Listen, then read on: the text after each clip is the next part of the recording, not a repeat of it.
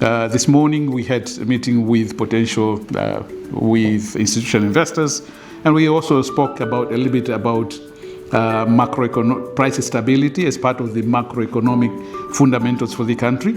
And I highlighted that in terms of inflation, for almost a decade now, we have had very stable prices in Tanzania, where inflation, as measured on CPI, has always been below 5%.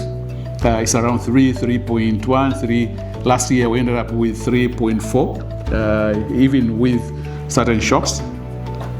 And this is within our own regional kind of targets, both for the East African community as well as Southern African Development Community, SADC and the EAC. We attribute this on prudent fiscal and monetary policies, strong domestic food production. So food inflation is very, very important for our own CPI, but we had very strong domestic food production, with Tanzania currently achieving approximately around 130% of self-sufficiency on food, and we anticipate this will continue to expand. Also, in recent years, we invested on energy generation, so we have actually expanded from around 1,800 megawatts to over 4,000 for the last 3-4 years, and we continue to invest on agricultural transformation as well. This is being part of the broad investment on basic infrastructure, be it port, railways, energy, roads as well. In terms of fiscal discipline, we aim, of course, at strengthening domestic revenue mobilization and continue to be more prudent when it comes to expenditure management. So our budget deficit has always been around 3% to GDP. This has always been one of the key targets. 2024-25, it was around 3.2%, 3.1, a little bit down from 3.2 the previous budget year. Our financial year runs from 1st July to 30th of June. So this new financial year, we target to have budget deficit of around 2.9%. In terms of long-term perspectives, like I said, we are now implementing, this is the first year for implementation of the Tanzania Vision 2050, where our ambition is to transform our economy from about $100 billion economy to $1 trillion economy in the next 25 years.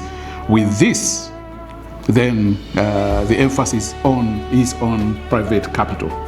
So in terms of the next 25 years, we envisage for the implementation of the vision, envisage to have 70% of the financing coming from private capital, 22% from public investment, and the remaining 8% will be from state-owned enterprises. Now, with the movement of 70% private capital, we expect the people who are in this room to take this number very, very attentive, because it needs de-risking as well. It needs sharing of risks, and this is where you come into picture as well. So our role as a government will continue to be creating an enabling investment environment, mobilizing long-term domestic and international capital, which again is coming into picture, investing in strategic infrastructure, continuing the investment, and of course the strengthening institutions that support private sector growth. I'm sure you like also to hear a little bit on the debt sustainability and credit fundamentals. For us, debt sustainability remains to be central to our macroeconomic framework.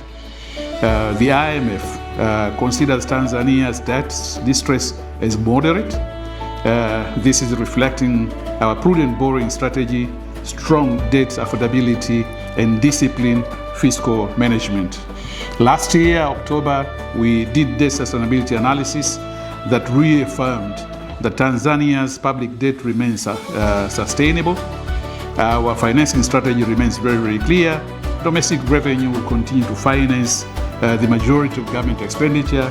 For the new financial year, we aim to have almost three quarters of the budget coming from domestic through start implementing once we clear a few things for a major LNG project in Tanzania, a $42 billion investment by a consortium of companies from 3 countries, 2 in Europe and 1, of course, in the US. So at the moment, they are clearing their own houses so that we can finalize this and close this particular deal. So, ladies and gentlemen, in conclusion, I would say Tanzania today offers a very compelling sovereign investment proposition, which then, like I said, will be very, very important to the people who are in this room.